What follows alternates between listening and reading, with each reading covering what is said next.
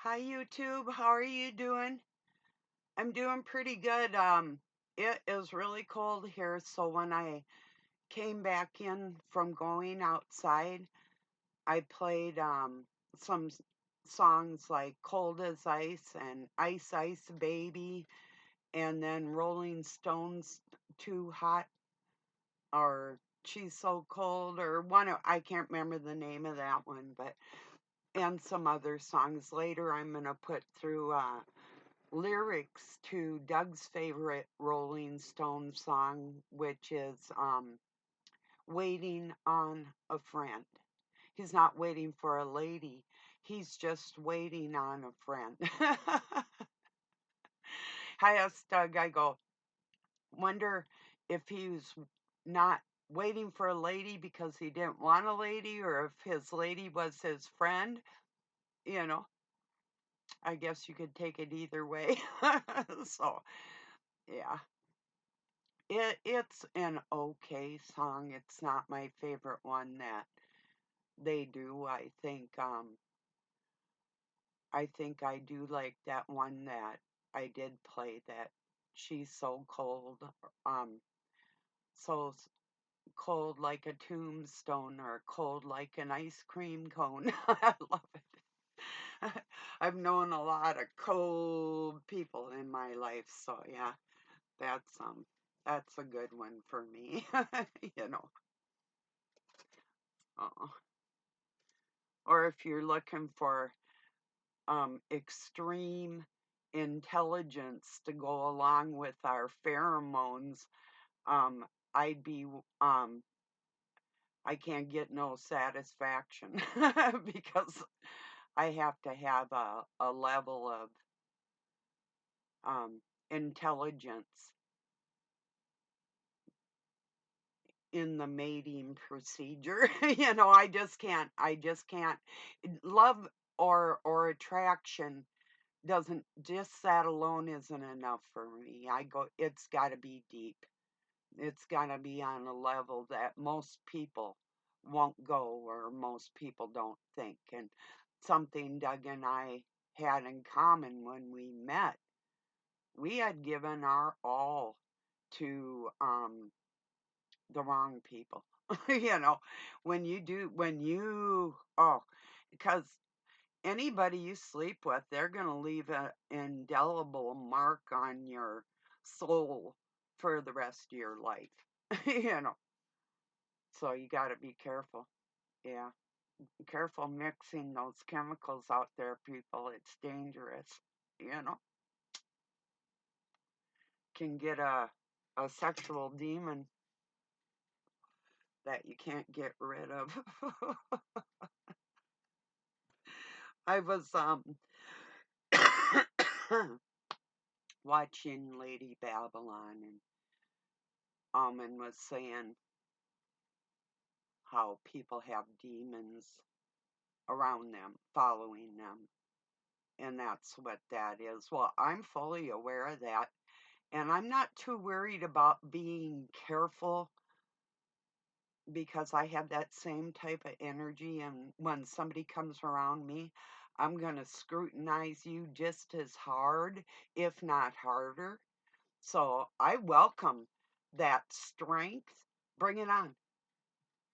You know, you can't hurt me like that, or they can't. You know, so don't worry about it. I'm not. You know, really, I'm not. It's not just self-confidence, and that's something that people always like, oh, she's conceited or she's uh arrogant, or no, I have confidence in myself, you know, and I don't look for anybody's um like permission for anything, your approval for nothing. That's the difference between me and a lot of people. There's so many people out there that you have to worry about how people are going to look at you and what they're going to think about you, and do you dress the right way?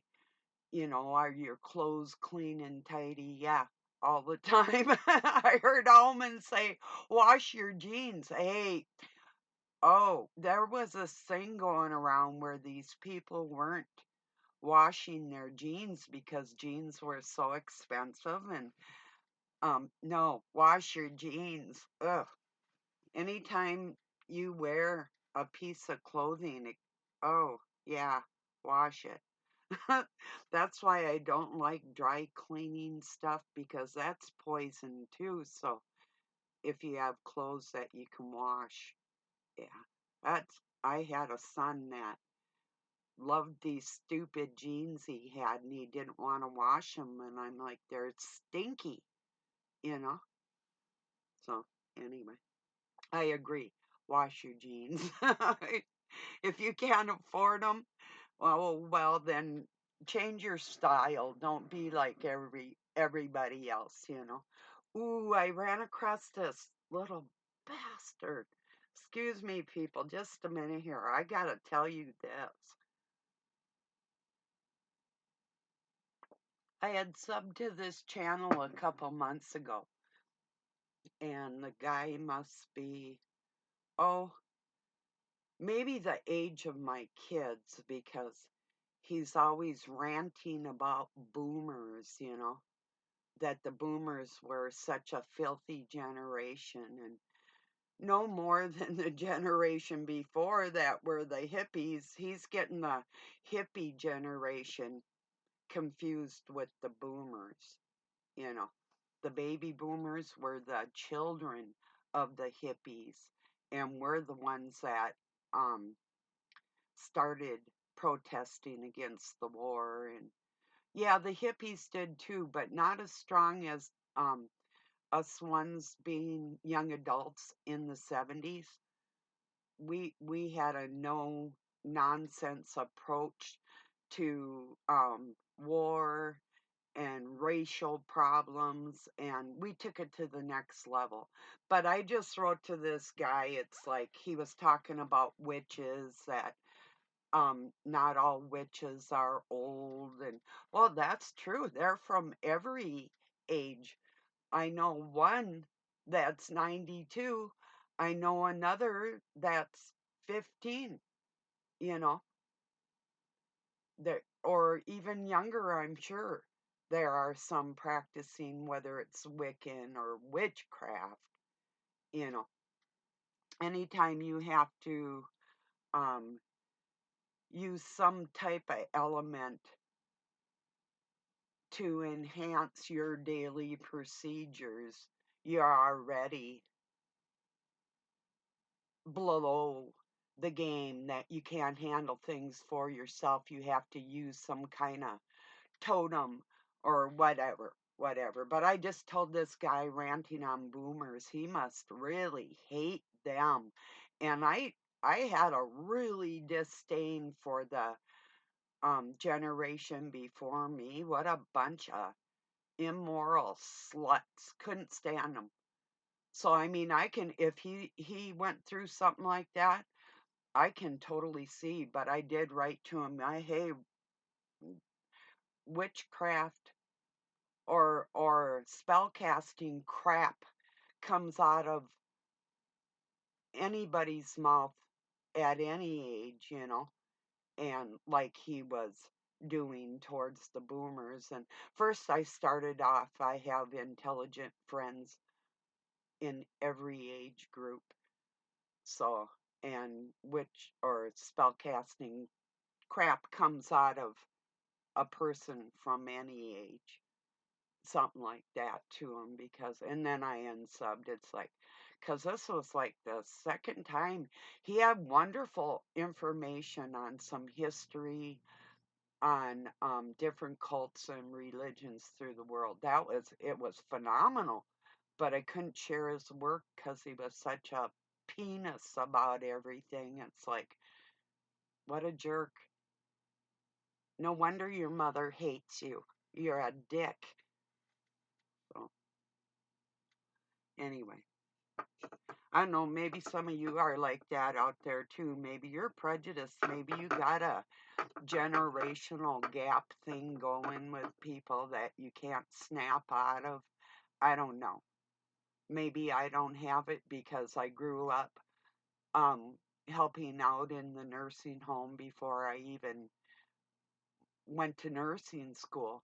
So, like when my kids group, Bluebirds and Campfire Girls, we'd go sing and read and entertain the old people. And I worked at a nursery school with babies and little people. And so, I mean, even as a young person, um, I gathered, I mean, not that I liked much of the older generation, but there were a few here and there that had embellished their goodness and their knowledge on me, especially in times where I didn't have that coming out of my own home.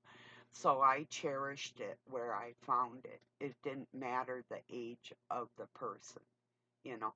Did you ever meet, like, you could, like, be in a grocery store and meet the coolest little kid in the world, you know, and never see him again? Um, I got dug into collecting Hot Wheels. We've got a very large collection. In fact, he might be selling some to a guy that wants to add to his collection. But it's an investment. It's in the United States, the second most, um, what do you call it? Most collected for collectors. It's the second most biggest collected thing. Boy, did I put an extra word in there or what? Um, that we have in our country, and that's Hot Wheels. Isn't that remarkable? It's one way to have all the cars you ever wanted. You know, they make them all, but they have some cool ones. Like we have a Mexican Hot Wheel, and you pull this string, and it's like a salt flat racer. It's long, and you pull this string, and it shoots across the floor. And then I bought Doug this other thing called Volcano Blowout. He didn't like it though because he didn't like shooting the cars through there and they'd fly out. He didn't like that. So, like, you'd be wrecking them, you know. But I thought it was cool. But I used to, my brother didn't like his. He gave them to me, and I set the tracks up and I'd race different ones with my friends, and certain cars were quicker than others. And we had a loop de loop and a track that curved, and I could make it go out the hallway and down into another room, you know, and pretty cool. But yeah, so I'm a Hot Wheeler. But anyway, back to my story, the point of bringing that up. One time, I think I was working at Walmart there, um, in the pharmacy at that time. I'm not sure. But there was this little girl. Doug would come in, oh, maybe once or twice a week to check out if there were any what we call treasure hunts, like real special, one of a kind type cars, you know. And there was this little girl, she must have been 2.5, maybe 3, and her dad, they're looking at like dolls and different things, and her dad was pushing her in the cart. And here's this little curly haired, blonde haired little girl, and she goes, "All roads lead to Hot Wheels." I'm like, because that's one of their old commercials. I'm like, whoa, that just got me for the rest of my life here. That little shit. It was one of the cutest things I ever heard, you know, just out of the blue. What a cool little kid. Yeah, if I hated all generations just because of what they represented, you know, it's like you might not even like your parents, you might not even like your own kids, but that doesn't mean that you're going to ace out everybody else in that demographic, you know. It's the same with like when you divorce somebody, are you going to go sour on the whole other gender just because of other people? You know, if you do that, you are psychotic and mentally ill, and you need some help, and you need to seek help. I'm a trained counselor and a paraprofessional and a minister, and this is what I do. If you need some help, I'm going to tell you like it is. I'm going to tell you to pull your head out of your ass and act like a human being instead of the animal that you've been representing. That's all I can say. And that's as softly as I can say it to the coldness that I was presented with, because I don't deserve that out of anybody, whether it's a stranger on the internet or somebody that I meet in person. I'll put a kibosh on it. So just a little bit of a rant on, and I don't even know the channel's name. I'm not going to give it to you. I'm not going to subject somebody else to what I went through. That's some bullshit. And it was like 2 or 3 times. Okay, say it once and then shut up. But no, 2 or 3 times, wrecking the whole presentation. I could have shared it to people of all ages. If you're trying to make money, it's the boomers out here that have the money, by the way.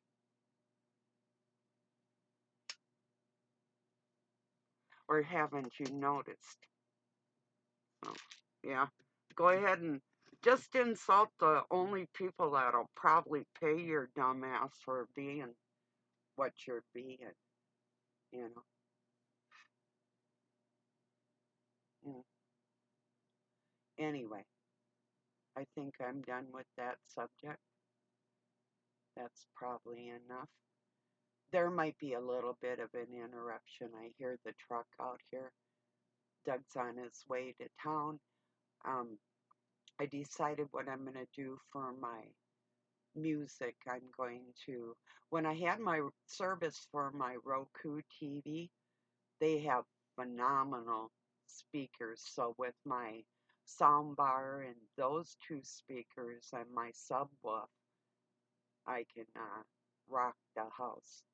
So, I mean, what I've got set up now, it's okay for in here, but what the way I used to have it, you could clearly hear everything out in the other room, which is it's like Doug's system in the shop. Especially when the doors are open, you can hear the words clear because if you get a good system, you know. So then checking into, I think, what we've got all kinds of equipment for building sound systems and all that. We've got so much stuff around, but I don't really need anything else. I mean, I got great big house speakers and some other ones out there and an amp that I would set up if I had like a bonfire and people around or something. Then I'd put a speaker in the window and have tunes, you know. But, or I wouldn't even need that. Doug's sound system in the shop is good too for being outside. So, yeah, either way. And we don't always have to have music. Sometimes it's nice just to sit around the campfire. I got a picnic table out there. Not today. It's only like 3 degrees above. Might be below. No, it's above. I think it's 3 degrees above. It was 17 below last night. So anyway. So tomorrow I'll probably have, I'm not gonna set that up today because when I move it, I've got to move a few things and dust and everything. Where you move things, you know how that goes. So yeah, I think he was just grabbing some wood. He's starting a fire in his wood stove out in the shop. So, yeah, we've got materials for doing body work. Um, he's restoring a Studebaker pickup, but it's going to be short. Um, little. We've got a 37 Chevy pickup that's just mini. It's a hot, well, it's not like that, but it's a hot rod, and it's little and it's fast. Um, but this one will be like an everyday driver, and it's on a S10 frame with that running gear and everything. So, and we've got lots of parts for that type of thing, so we can keep that going forever. And especially with it not being computerized, if something happened like EMP and stuff, we have vehicles that we've built that will run when other people's probably won't, you know, and technology to make biofuel. Um, whatever it takes, we'll make it. Well, you know, probably in a lot of ways, a lot of people probably won't have comforts, you know. So, yeah.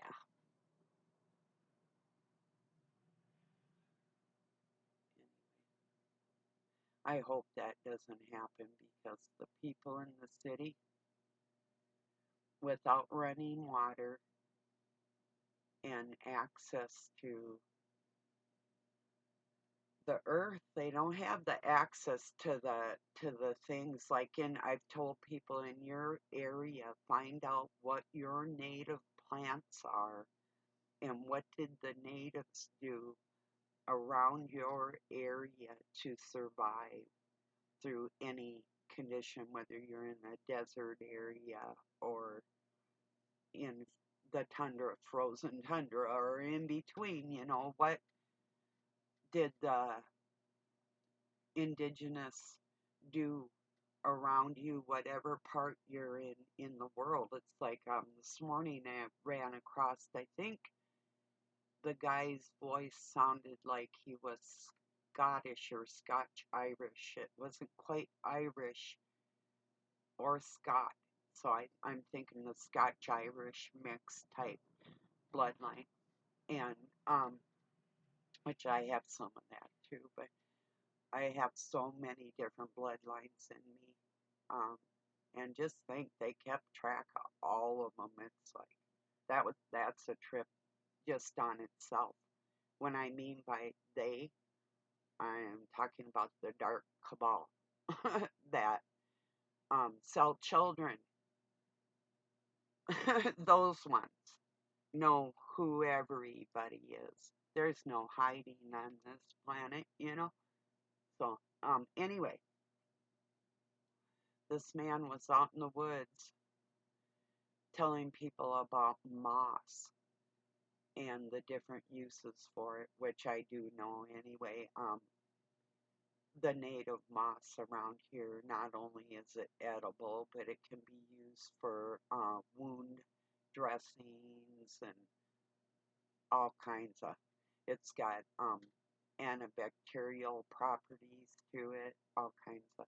It's like no matter where you live, there's some type of willow tree or evergreen, typically, even if it's just like a cedar tree or manzanita.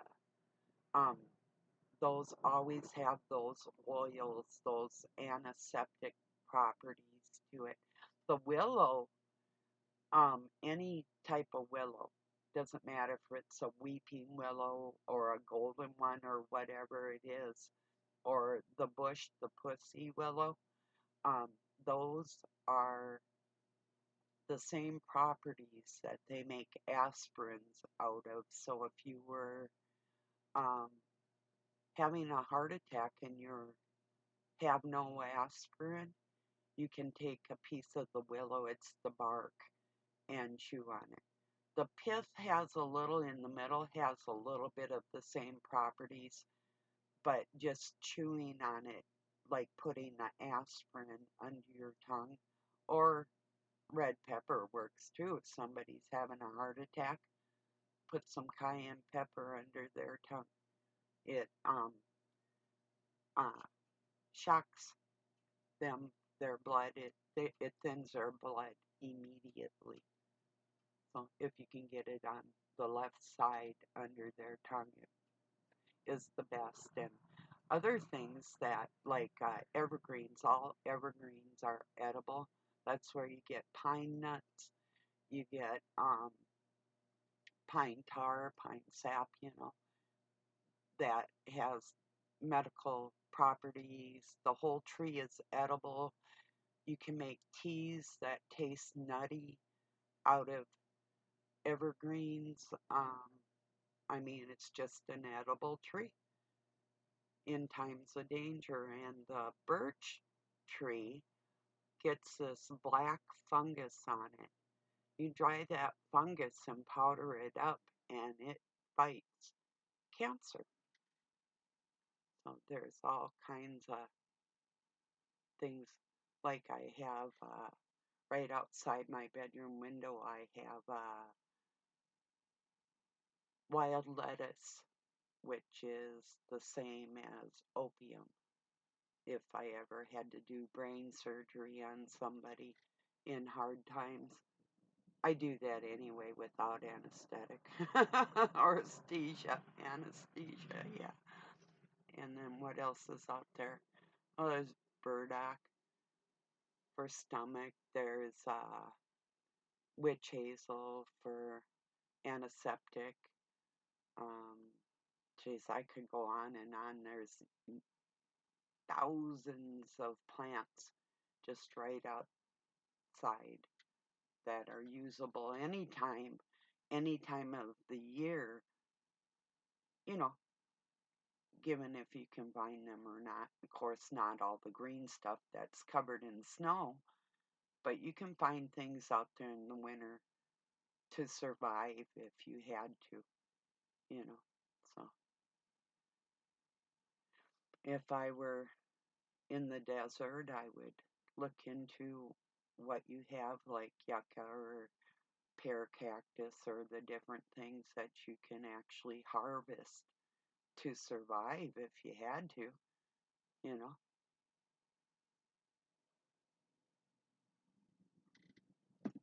My grandmother had a beautiful pear, she's gone now. My mom lives in the house, but down in Austin, Texas, she has a really beautiful pear cactus patch.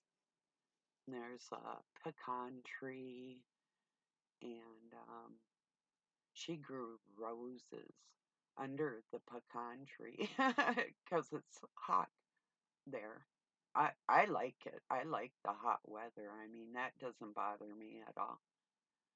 But it can, I mean, if you don't approach it right. It's just like if you go out here, you're gonna die unless you're dressed for it, you know.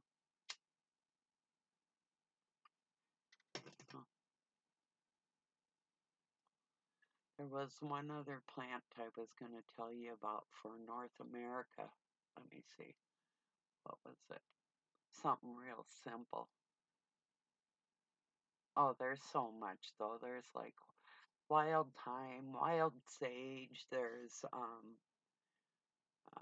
wild onions, there's wild carrots, there's wild rhubarb, which is poisonous. Oh, that's what I was going to say. Hemlock.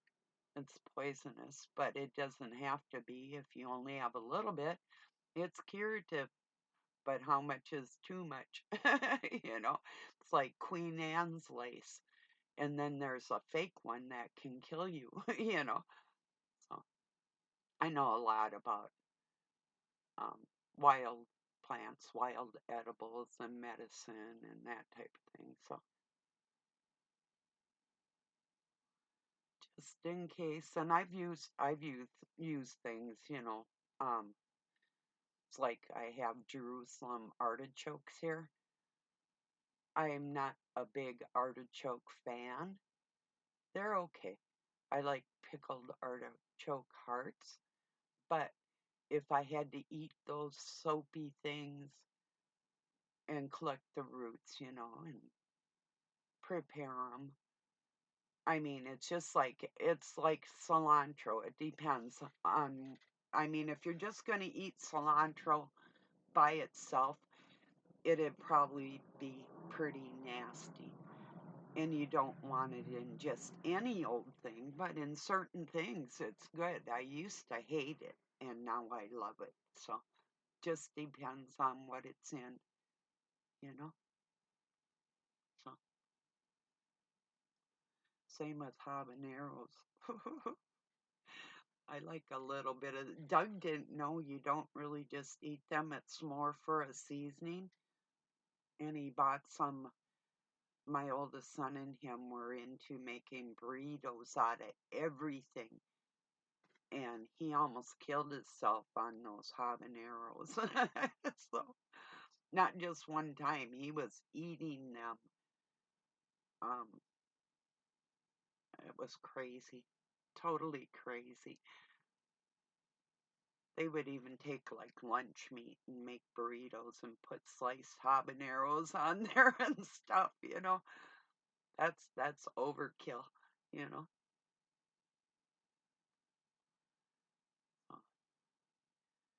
I'm gonna get this uploaded and go look for the lyrics of that song for Doug and anybody else who's interested.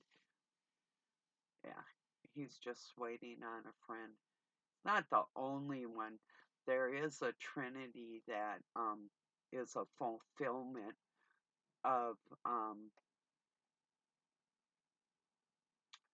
the real initiating apocalypse, for people that actually carry that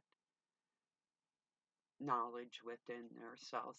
It's not just an insight, it's something people are born knowing, different things, just the way it is. How can you prove it? You can't. So, like I tell people, some people laugh, but when they know, I say I live with Satan. Uh, that's a joke to some people. And it's not if you can't beat them, join them. No, you beat them. You don't join shit. You take over. That's the way that goes. Yeah, that's the way. I don't play. If somebody approaches me and wants something from me, you don't get anything free without an equal exchange. That's the way it is. So, yeah, I don't bow to anybody. And that's why. So, yeah. Am I Mrs. Satan? If I have to be, I will be. That's for a future video. When I'm really mad, then you'll see that. But usually I control my emotions. I don't have a problem with that. I can turn them right off. you know, but I'm the most compassionate person you'll ever meet unless that happens. And then I'll be cold. And you don't want that to happen. You don't want me to dislike you. That wouldn't be good for your spirit. It's just a fact. And I know this for a fact too. If you don't like me, there's something wrong inside your head. I don't care how old you are or what you are. Um, it might be maybe you're not really understanding the love that I do have for everybody, or the anger that I have for the fools and the liars and the rest of the. Yeah, I'm not going to be nice about it. If you cross me, you've crossed the wrong person. And then I'll sick Satan on you and you, and that's the way it is. Or you might just call that energy to yourself and by your own actions suffer the consequences, you know. Either way. So, all right, I appreciate you joining me. Um, have a really good night or day wherever you're at. Peace and love from Pine City, Minnesota, USA.